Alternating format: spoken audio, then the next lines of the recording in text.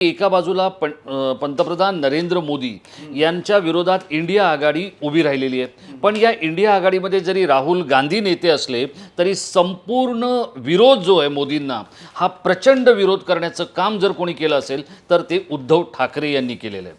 आणि राहुल गांधींचा त्यांचा विरोध हा आपण काही क्षणासाठी बाजूला ठेवू, तो राष्ट्रीय पातळीवरचा असला तरी पण घराघरात मोदींच्या विरोधातलं माहोल बनवण्याचं काम हे उद्धव ठाकरे यांनी केलं। आणि याच उद्धव ठाकरेंना कधी नव्हे इतका त्यांच्या पक्षाच्या स्थापनेपासून पहिल्यांदा मुस्लिम समुदायाने प्रचंड पाठिंबा दिलाय। काही बड्या अधिकाऱ्यांचं आणि काही बड्या निरीक्षकांचं असं म्हणणं आहे की मुंबईत जर 5 विरुद्ध 1 झालं तरी आश्चर्य वाटू नका, 4 विरुद्ध 2 झालं तरी आश्चर्य वाटू नका। मुंबईत 28% मुस्लिम मतदार आहेत। जे बाळासाहेबांना मुस्लिम लोकांनी प्रेम दिलं नाही ते प्रेम उद्धव ठाकरेंना मिळतंय। काय लिहिलंय उद्धव ठाकरेंच्या ललाटी? देखिए, ये प्रश्न बहुत ही विवादास्पद है। इसके अंदर एक विवाद छुपा हुआ है कि बाला साहब ने मुसलमानों को हमेशा कहीं ना कहीं प्रताड़ित किया होगा, या मुसलमानों के बारे में कुछ भी अपने भाषणों में बोलते रहे हैं, जो मैंने भी बहुत से भाषण सुने हैं। मगर आपके सवाल में एक विवाद छुपा हुआ है जिसकी मैं क्लैरिटी यहाँ पे कर देना चाहता हूँ। उद्धव ठाकरे को वोट नहीं दे रहे हैं वो लोग, वो पंजे को वोट दे रहे हैं। उद्धव ठाकरे उस इंडिया गठबंधन का हिस्सा है। महाविकास आघाड़ी में 3 पार्टियां हैं, एक उद्धव ठाकरे की शिवसेना मशाल, दूसरा शरद पवार का तुतारी, तीसरा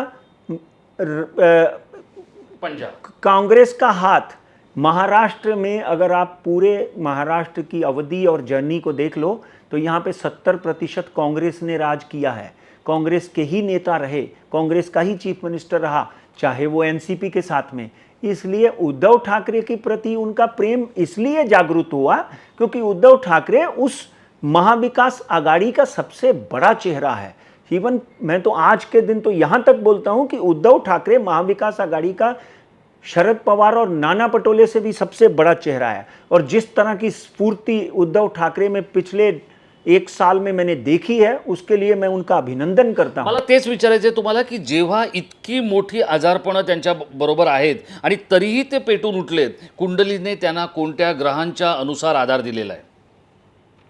कुठे आधार साहेब? आधार कोणत्या ग्रहांचा आधार मिळालाय त्यांना? ना, ग्रहों का आधार ठीक है, पर आधार की अगर आप बात करें तो डेफिनेटली जब आपकी ग्रह दशा 2028 तक, उद्धव ठाकरे 27/7/1960 उनका जन्मदिन है, और उनकी जब कुंडली का अध्ययन करते हैं तो अब उनकी सिंह राशि है, गुरु की महादशा लगी है।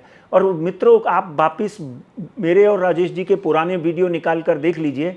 हमने 2019 में और उसके बाद भी कई बार बोला कि उद्धव ठाकरे का उदय काल शुरू हो गया है। राहु की महादशा जब तक रही उद्धव ठाकरे को तकलीफ आती रही। गुरु में जब राहु आया तो पिताजी की मृत्यु हुई, और 15/12/2028 तक उद्धव ठाकरे जो हैं डेफिनेटली एक अच्छे ग्रहों के अम्ब्रेला के नीचे हैं, कॉम्बिनेशन के नीचे हैं। उनकी हेल्थ भी अच्छी रहेगी और उनकी राजनीतिक जर्नी जो है उसको और बढ़ोतरी मिलती हुई दिखाई देती है। मुझे नहीं, ग्रह दशा अच्छी ही है उनकी। अभी महाविकास आघाड़ी भी कहीं ना कहीं अच्छे नंबर्स में पास होती हुई दिखाई देती है। इसलिए उद्धव ठाकरे की ग्रह में गुरु की, जो आपने बोला ना कि अभी उनकी कौन सी ग्रह दशा है जिसमें उनको इतनी जोश आ गया, तो गुरु 1 तारीख को बदला। उसके पहले भी गुरु जो है वो मेष राशि में था, मंगल की राशि, तो कहीं ना कहीं गुरु वृषभ राशि में आ गया। तो वहाँ से वो तीसरी दृष्टि जब देखता है तो डेफिनेटली उनको 2028 तक वापस आप इसी तरह दहाड़ते हुए देख सकते हैं। गुरु के बाद जो उनकी महादशा शनि की शुरू होगी उसमें उनको अपने स्वास्थ्य का विशेष ध्यान रखना पड़ेगा।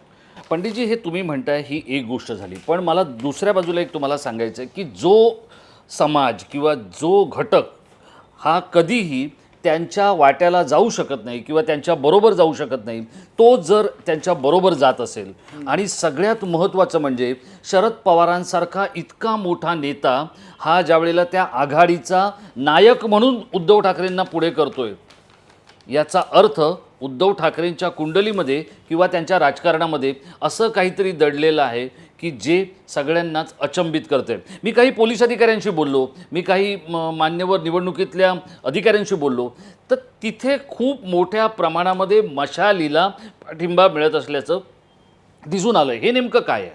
नहीं नहीं, वो मशाल को मशाल जहाँ जहाँ पे उद्धव ठाकरे के कैंडिडेट खड़े हुए हैं वहाँ पे कांग्रेस के, देखिए पर्टिकुलरली उत्तर भारतीय जो हैं उन्होंने और मुस्लिम समुदाय ने कहीं ना कहीं उद्धव ठाकरे मतलब महाविकास आघाड़ी को पाठिंबा दिया है और भरपूर वोट दिए हैं, भरपूर आशीर्वाद दिया है.